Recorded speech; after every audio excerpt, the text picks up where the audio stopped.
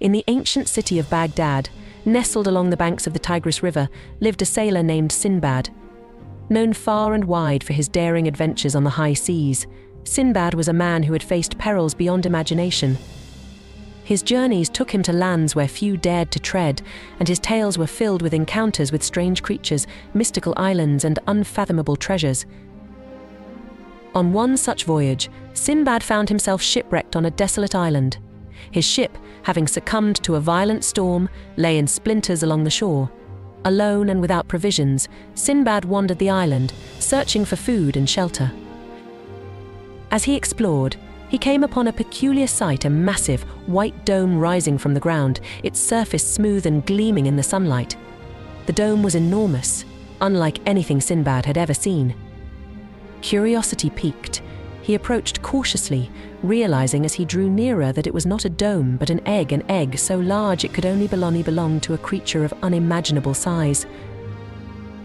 Before Sinbad could comprehend the enormity of what lay before him, the sky above darkened and a shadow fell over the land. Looking up, he beheld a sight that filled his heart with awe and fear, a bird of such size and majesty that its wings spanned the heavens, blocking out the sun. This was the Rossi, the legendary bird of the Arabian deserts, whose presence was a harbinger of both doom and fortune. The Rossi descended with a thunderous beat of its wings, the ground trembling beneath its might. It landed beside the egg, its talons sinking into the earth, and with a protective gaze, it nestled beside its colossal offspring.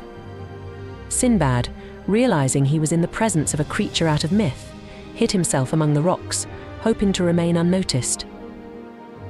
As night fell, the roc settled into sleep, its great head tucked under its wing. Sinbad, ever resourceful, saw this as an opportunity.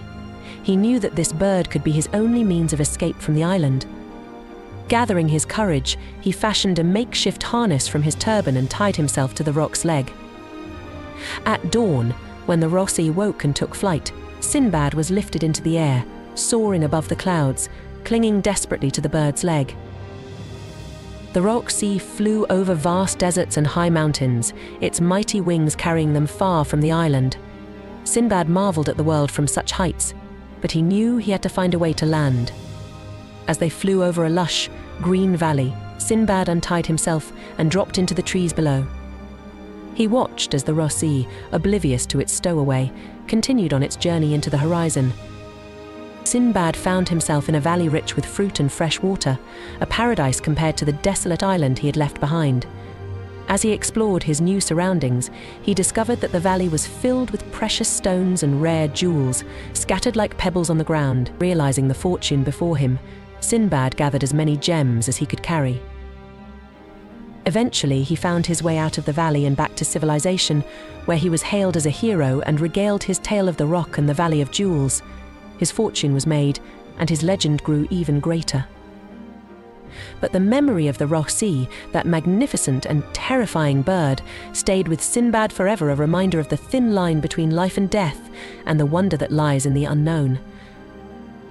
The Rosh remains one of the most iconic creatures in Arabian mythology, a symbol of the power of nature and the awe it inspires in those who dare to venture into its realm.